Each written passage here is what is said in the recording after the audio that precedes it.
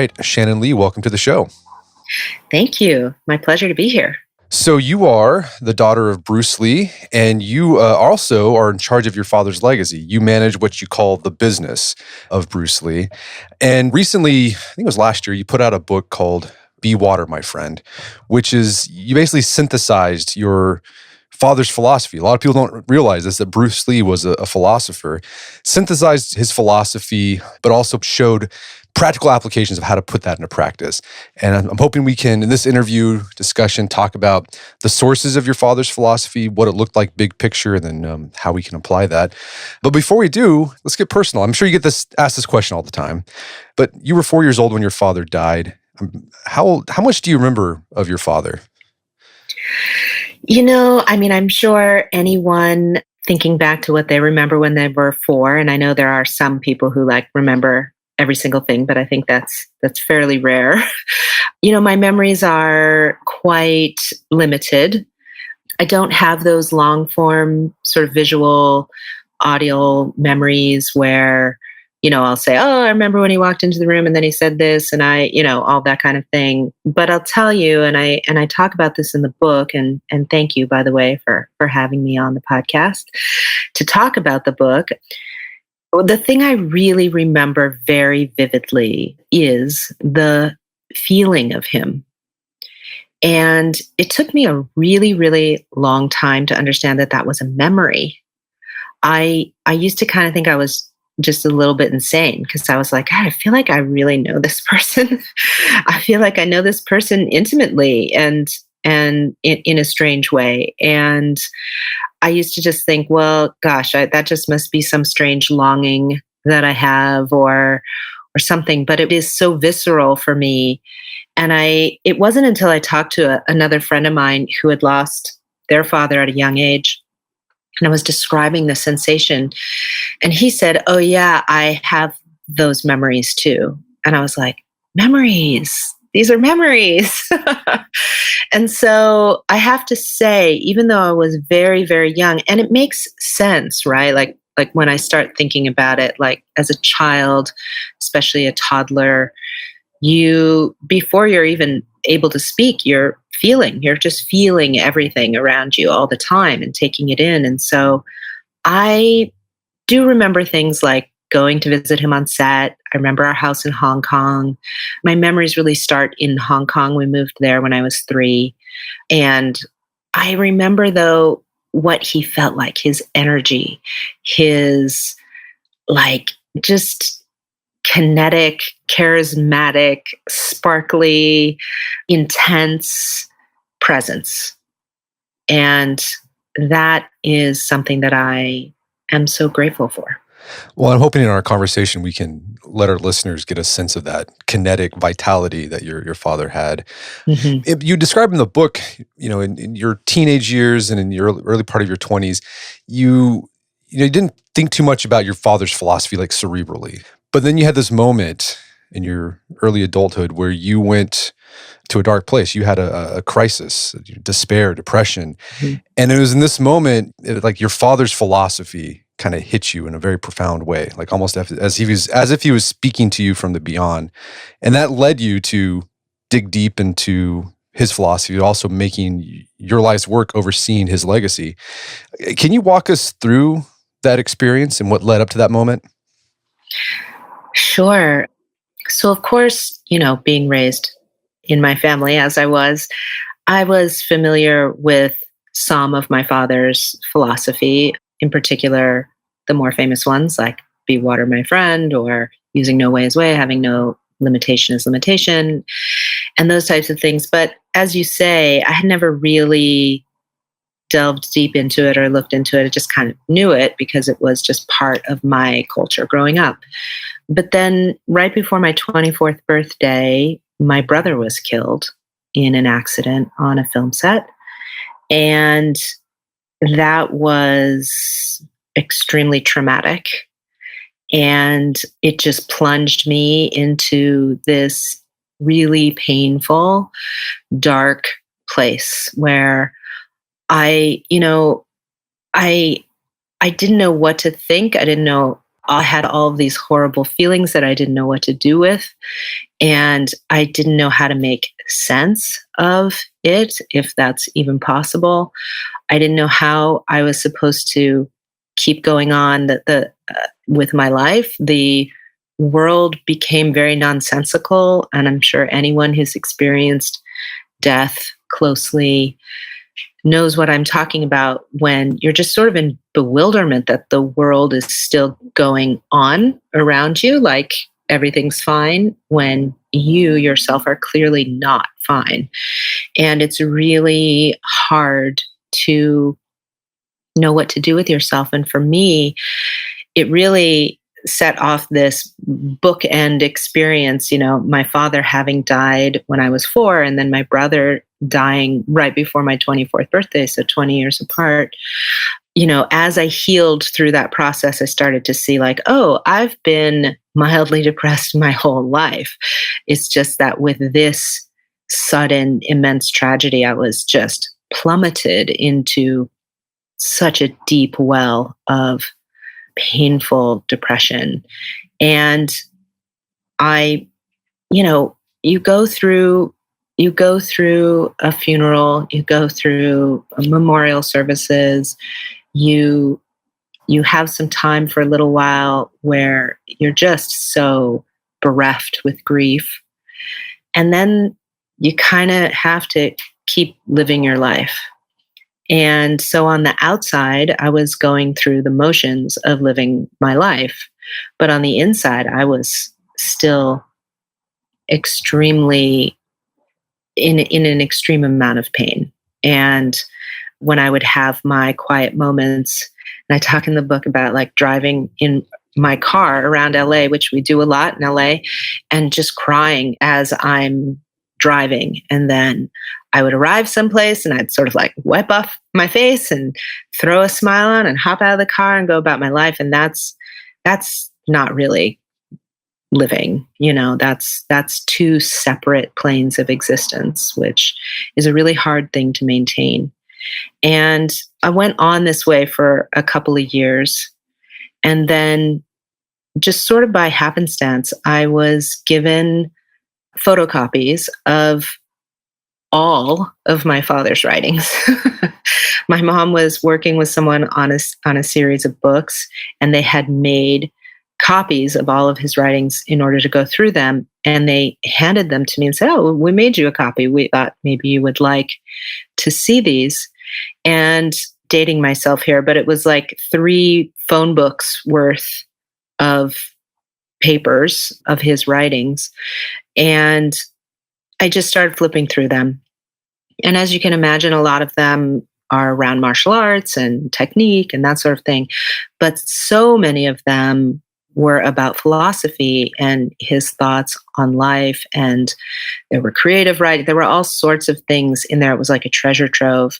And as you say, I came across this one quote that I had never heard before, not having been the student of his writings that I am now. And I just had this sudden response, as if suddenly it's like there was a little fissure, a little crack that opened up and some light got in. And all of a sudden I was like, it just hit me square in the chest. And I just thought, oh my gosh, there was something about this quote that it just said to me, you can be okay. You've got to work for it, but there is a way to know yourself and heal yourself and move forward. And that quote, which sometimes I butcher and sometimes I don't, we'll see what happens, is the medicine for my suffering I had within me from the very beginning, but I did not take it. My ailment came from within myself, but I did not observe it until this moment. And now I see that I will never find the light unless, like the candle, I am my own fuel. And there was just something about that said, your suffering, the way that you are suffering, is coming from within yourself, and you've got to seek the cure for that. You've got to start observing that pain and really starting to question it and really starting to seek a way through it, not to ignore it, not to deny it, but to really let it in and explore it. And I didn't have those like amazing sensical thoughts in that moment. It's just that the words hit me and I just thought, oh, the medicine for my suffering. I have the medicine for my suffering. And it was like, okay, what is that? And I just kept reading and reading and reading. And I found that the medicine was in the words, and it was in me attempting to apply the words. So this is a question I'm sure it's going to be hard to answer. So like your father was a philosopher besides a martial artist, but like his philosophy and his martial arts was intertwined. Mm-hmm. And the other thing about your father that I took away from your book is that he wasn't a dogmatist. And so his philosophy was open. And so you really couldn't put like a container around it. But if you were to do that, so we can grasp it a little bit, like what would you call his philosophy? Like big picture, what was the aim of Bruce Lee's philosophy? To me, his philosophy is about self-actualization, which means essentially making a reality of one's truest self. Or, said another way, fulfilling your potential to the best of your ability. So, and for him, that meant, as a martial artist, but also as a human being. And I think, he said, everything that I've learned in life, I've learned from doing martial arts. And then later in his life, he said, I'm a martial artist by choice. I'm an actor by profession, but what I'm really hoping to be is an artist of life. And so I think philosophy and sort of like one good way to test philosophy is it applicable across experience? And the fact that it was applicable to his experience of martial arts as well as his experience of life says to me that it is extremely useful philosophy. And what it means to self-actualize as a martial artist is one aspect. What it means to self-actualize as a human being is another. And I think if we step into the broader one, which is to actualize as a human being, then we also will actualize as a martial artist because we're attempting to fulfill our potential in every possible human way. All right. So self-actualization, and I'm hoping we can get into the details of what that looked like. Mm-hmm. But before we do, let's talk about like the sort of the sources of your father's philosophy. I think something that a lot of people don't realize that your father was a student of philosophy. Like he literally studied philosophy in college. And then throughout his life after college, he was a voracious reader, read all sorts of books, from books about boxing and martial arts to books about positive thinking, but also those, philosophical, really deep text.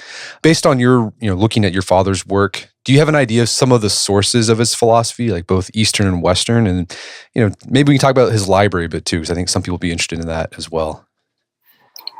For sure. My father was extremely self-educated, and he believed in prescriptive reading. So reading that, he took upon himself in order to learn something that he wanted to know.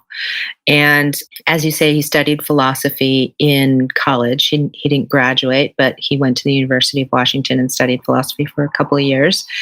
And the funny thing is, everyone thought, well, this is weird. Why is he studying philosophy?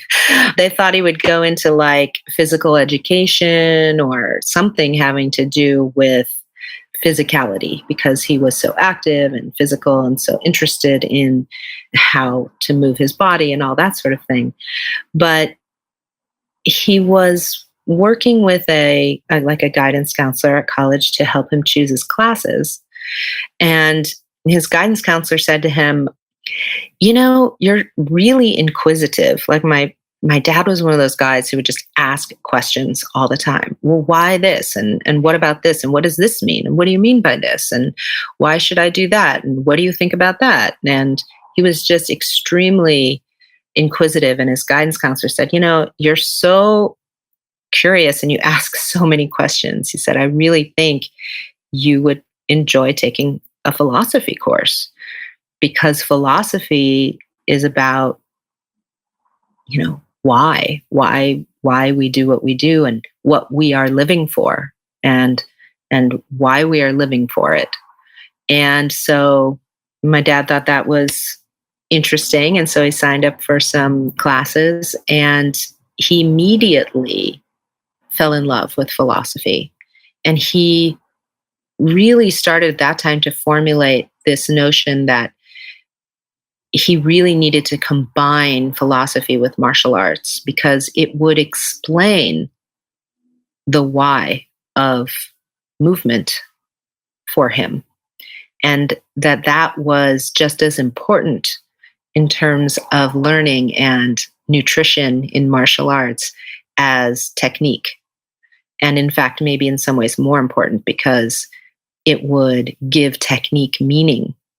And so, it's funny because I'm sitting here in my office and I'm looking right now at all of the boxes and boxes and boxes of my father's books that we have right now. And just, he had thousands of books, and they are underlined and annotated, and maybe not every single one, but a good majority of them. And he was very influenced by Eastern philosophy, in particular, the Tao Te Ching. And he read up quite a bit on the different Eastern philosophical schools like Confucianism and Taoism and Buddhism and different aspects of that he was very interested in. He also read Alan Watts and Joseph Campbell and Krishnamurti. Krishnamurti and Alan Watts were two of his favorites. And later in life, he, as you mentioned, went more into also like self-help books and anything that sort of talked about like, these are some of the thoughts around why we live. And then these are some of the tools about how to live a better and better life. And the funny thing is that when my mom, who's 5 years younger than my dad, first laid eyes on my dad, it was at her high school. He had come to lecture on Eastern philosophy at her high school to the high school philosophy class. And she didn't meet him at that time, but she saw him in the hallways, and she said, all the girls were like, who is that cute guy on campus? So, my father, anything that he undertook it to the very best of his ability, and he really wanted to do it well. So if philosophy was his jam, then he was going to dive fully into it and immerse himself.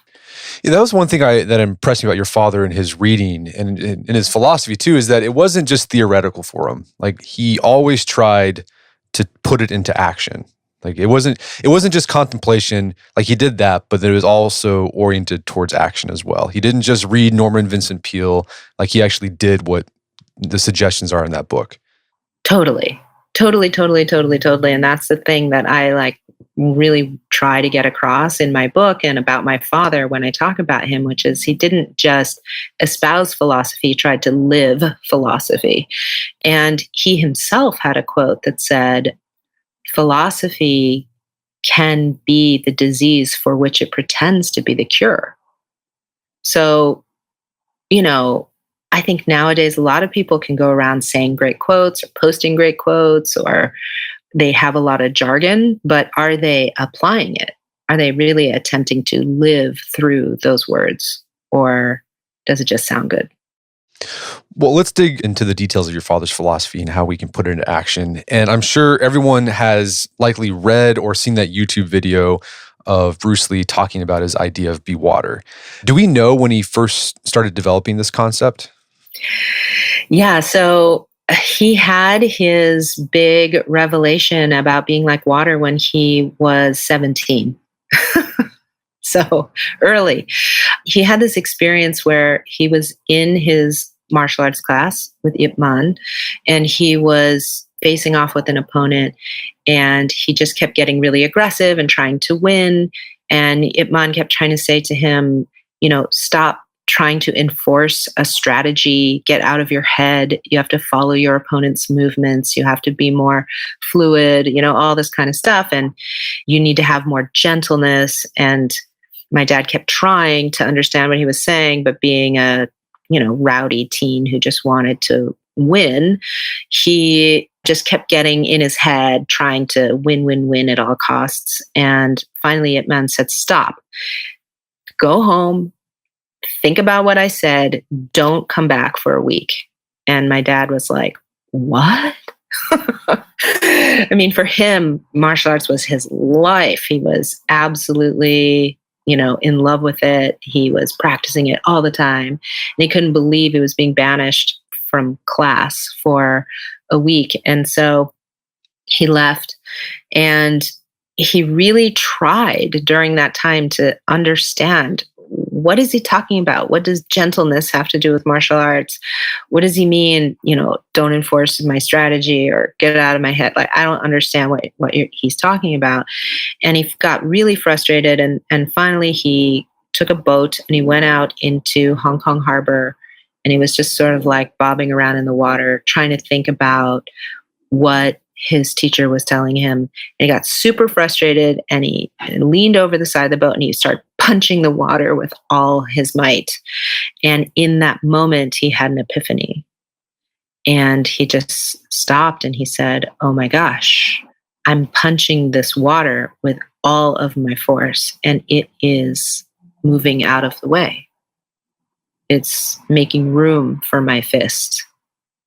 And then he tried to grab the water, and every time he would grab it, it would just run through his fingers. And he was like, okay, this substance, which seems so soft and weak and nothing, is actually, can be the strongest thing in the planet, like storms, and it can carve through rock, and it can do all of this stuff. And yet I can't grab it. It moves around me.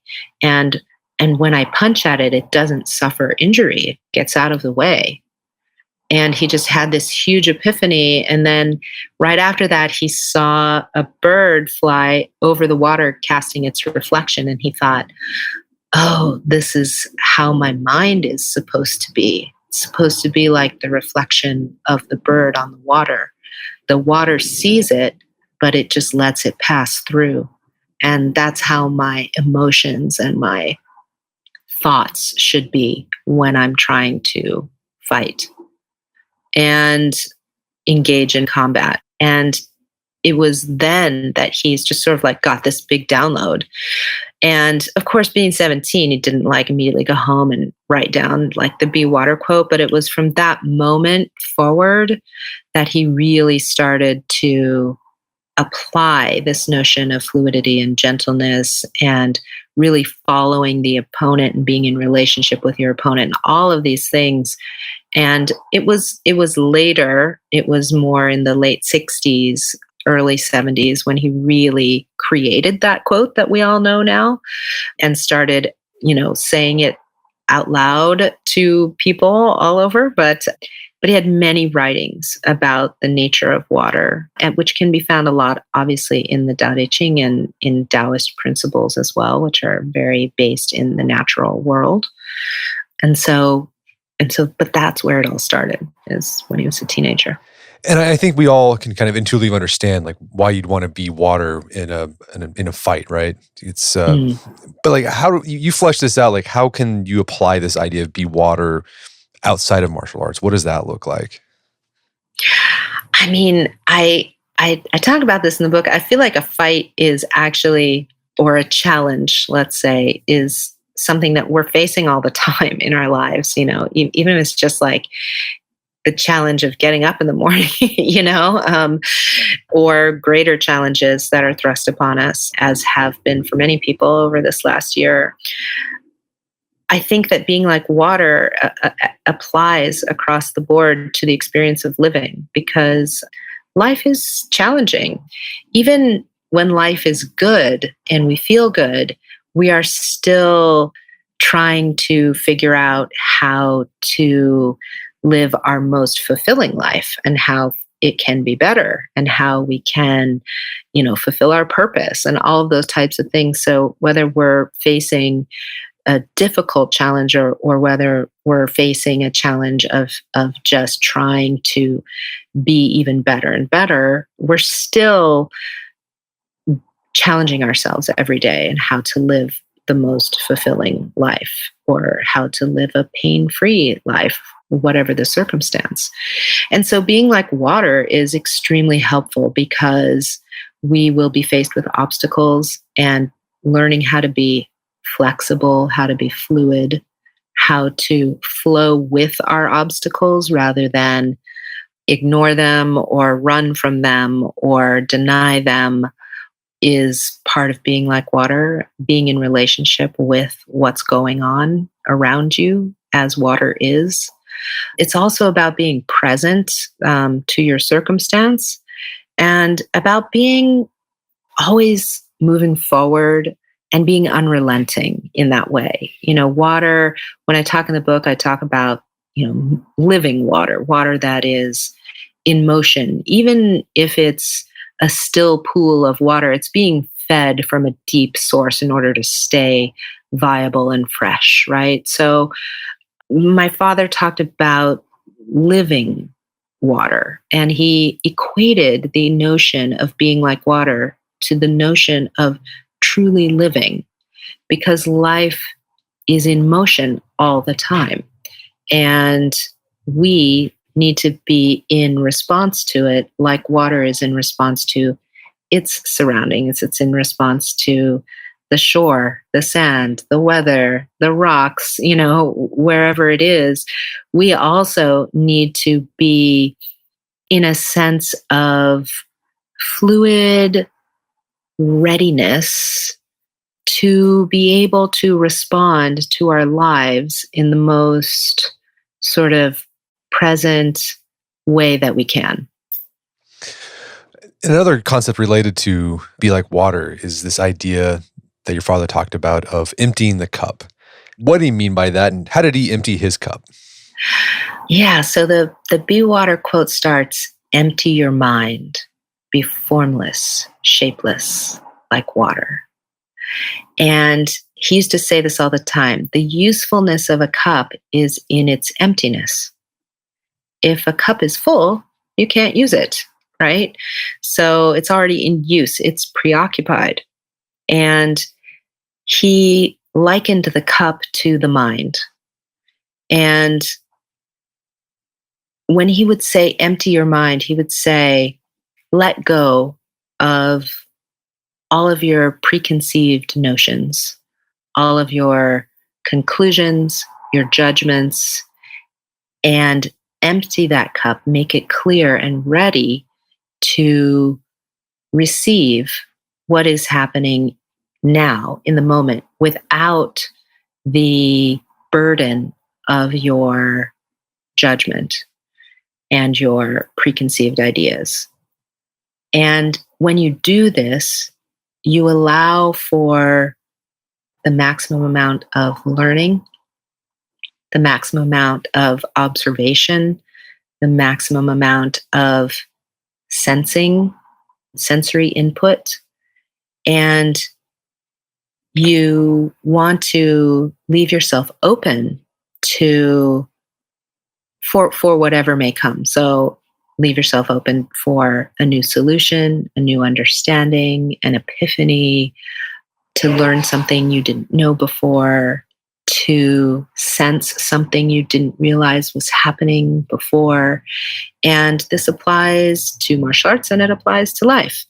The person who is the most open and aware, the notion of having an empty cup is the notion of of being aware in the moment of as much of what is happening as you can be, and not putting your judgment on it to say this is good and this is bad. It's just what is coming in, and I get to decide in every moment what it has for me, what information there is, what I think is happening, what I can learn. And so it's a very important step because, and I say this in the book, I say, if this is like the only thing that you work on for a really long time, which is to let go of your judgment in every instance that you can in your life, and to meet each instance of your life with openness and awareness. I mean, that's huge. It's huge. And it allows for perception, new perceptions. And one way your father emptied the cup is he had meditation practices that he Yes. did. What did that look Yes. like? What did your father's meditation practice look like? Yeah. So my father, thank you. I knew there was another part to the question. My father did meditate, like traditionally. Sometimes we actually have a picture of him sitting cross-legged, hands in his lap, eyes closed, meditating. But my father was such a kinetic human being. He was just moving all the time. And so a lot of times he would meditate in movement as well.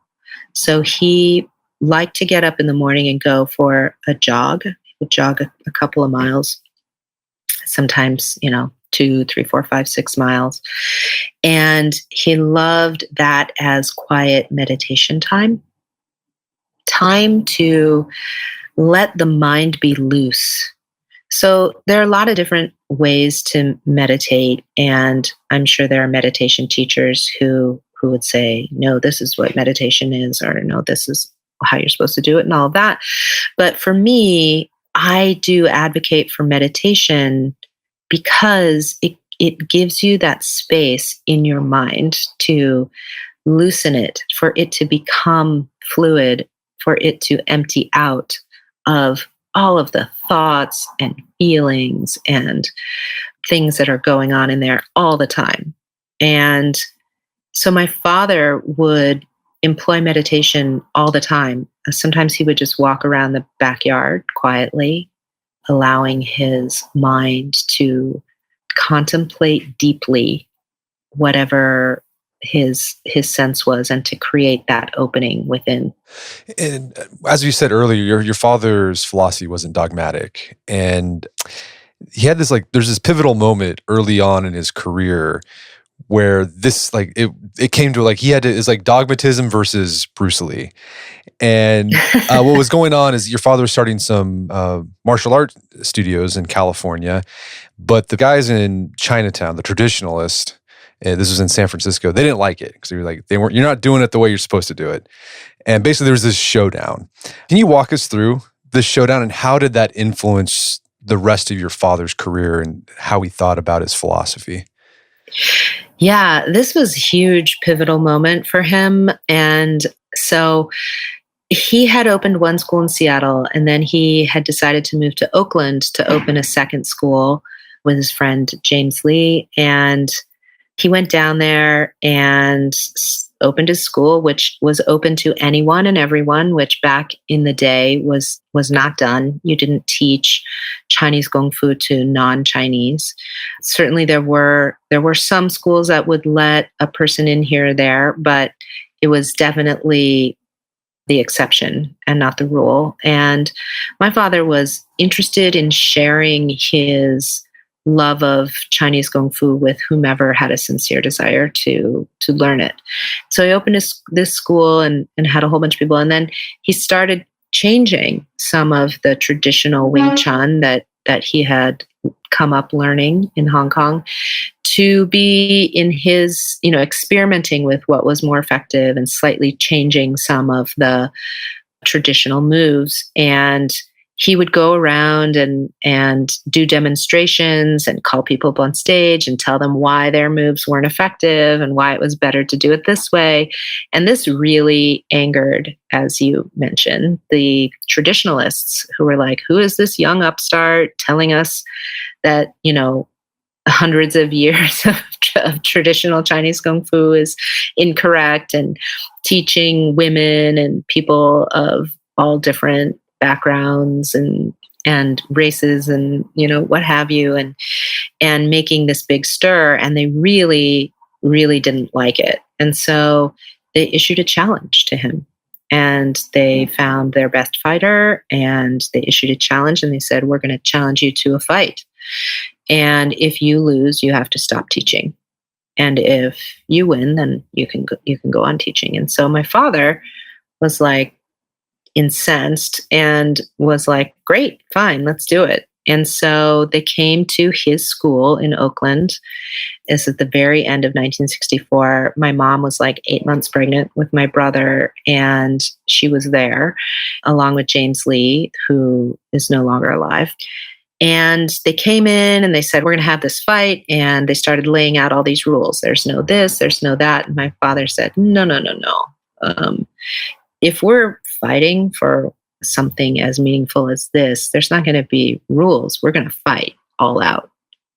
And so they conferred and they were like, oh, okay, all right, great, no rules, just until someone gives up or someone's knocked out. And so they started, and my dad just came out swinging. And the fight lasted about 3 minutes. My father won, the other guy gave up, and that was that. And they left. And then I always remember my mom telling me this story, and she said, I came outside to see your dad, and he was sitting on the curb with his head in his hands, and he seemed really upset. And I said, what's the matter? You just won. Aren't you happy? And he said, the fight didn't go the way I thought it was going to go. And because there were no rules and because the fight devolved immediately, as soon as the other guy found out that he was potentially outpaced, he turned and started running around the room. And my dad had to chase him and do all these things that you wouldn't do in a traditional pairing off. And he was winded, and it took him a lot longer to grab hold of him and get him down. And he was really disappointed with his performance, even though he had won. And, I talk about his ability to really assess himself and to really look at his pain points and his disappointments and say, so what can I do to change this? And it's from this moment where essentially Jeet Kune Do was born, his martial art that he developed. And he took an entirely different approach to martial arts and martial arts training out of this. And he went so far, actually, as to ask his friend George Lee, who was a metal worker, to fabricate for him a miniature headstone. And on the headstone, he wrote the phrase, "In memory of a once fluid man, crammed and distorted by the classical mess." And I still have that headstone. And it was his sort of reminder, this symbol that he created to remind himself to die to all his crammed, distorted mess that he had gotten himself into, and just figure out a way to return to fluidity. That was the other thing that impressed me about your father. And again, it's this idea of taking the abstract and making it concrete. And you talk about this, this idea of, he made this gravestone as a concrete manifestation of this idea or this experience he had. But he did this with other stuff. He made other symbols throughout his life, sort of moral reminders or philosophical reminders that were concrete. Any other ones that stand out to you?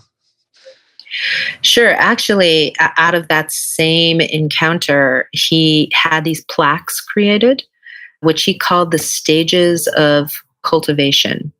And there were these 4 plaques that talked about sort of the different levels that you would need to move through and attain in order to become whole as a martial artist or as a human being. And they start with partiality, move to fluidity, and then emptiness. And then the final plaque was the plaque that he created to represent himself as his philosophy and his whole representation. And he had his friend George Lee make those as well. And he designed them up and drew them, and he had them hanging in his school. And he also had created this symbol, which was a yin-yang symbol with arrows around it showing the ever fluid interplay of energies. And then around that, he created the phrase, which I mentioned earlier, using no way as way, having no limitation as limitation. And he had that written in Chinese characters around the yin yang symbol. And he had that made into a medallion that he wore around his neck.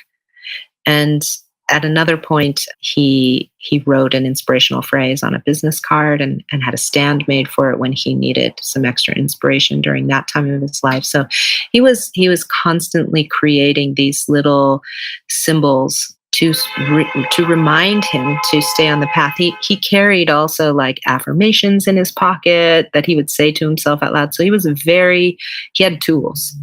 Right. He had serious tools.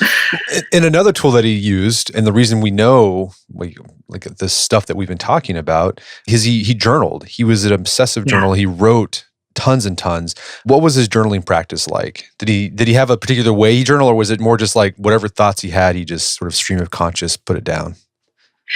Yeah, so he didn't have a journal as we think of it today. Like it's not all in one or several bound books.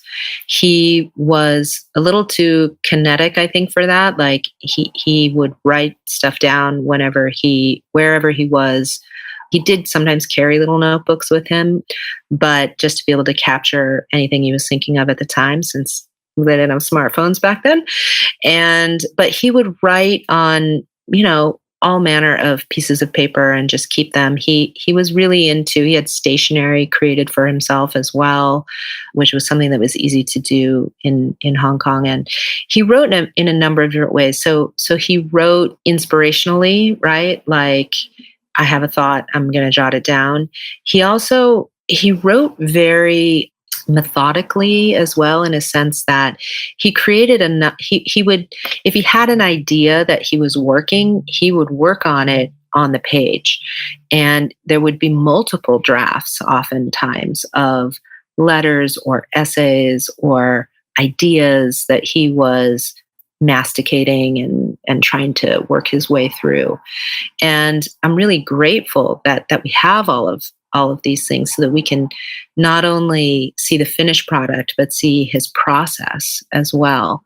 And, one of the things that I remark about his writings, which as I was going through them became really prevalent to me, is that there are no like negative writings in there. There's no place where he's complaining or, raging on the page, if you will, about his problems or his frustrations. If he did that, he didn't keep that stuff. And I point this out because I know as a young girl who got into journal writing at a pretty young age, that was a lot of the first many years of my journaling, was just like, so-and-so's really annoying me and I'm so upset about this and da-da-da. He journaled very constructively. He was problem solving and trying to express himself. And I just found that to be so amazing when I realized that. And I thought, wow, first of all, I'm so grateful to have this, but also this is actually something meaningful to me, because when I look back on those old journals of mine, of me sort of like complaining and groaning about this, that, and the other, there's not a lot of useful information there for me anymore, because now I'm a different person than I was then. And what I see is me prolonging my suffering by concretizing it on the page. So I think that this is a really interesting practice, which is if you need to rage on the page, do it, but then throw it away and then start really using your analytical mind and your soul and your emotional body to seek your solution. Be constructive with your journal Yeah, writing. Yeah. yeah, yeah, One of the stories you talk about that really hit home with me was your father, early on in his career, he suffered, it was just about to take off basically here in the United States. And he suffered a back injury. He was lifting weights, doing a good morning, which is not, it can be a dangerous exercise because yeah, the way, the mechanics of it. But he injured his back and it put him out of commission for a year. And I think most people would have fallen into a funk, been depressed. But like you said, your father did feel those, but then he always responded positively with constructive action. So how did your father respond to this setback, and what have you taken away from that? yeah. I think that this is a similar moment to the one we were discussing earlier, which it was a different kind of pain. He was in a lot of physical pain.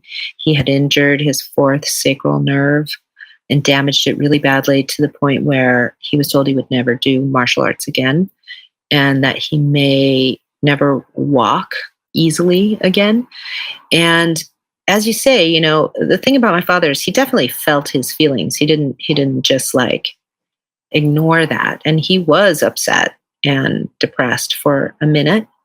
But then I think the thing that's important is once you know that that's how you feel and you've expressed those feelings, and I think back to me being in so much pain over my brother's death, and I just hadn't worked up any tools for myself.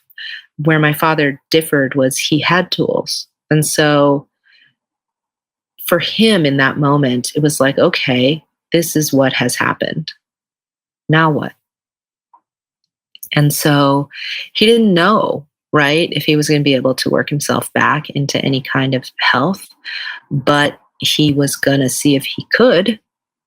And so in this library of books of his that I have are many books about anatomy, about back pain, how to exercise your back, books about kinesiology, all sorts of things on how to sort through for himself what was going on with the problem and how he could deal with it and try to construct some sort of recovery for himself.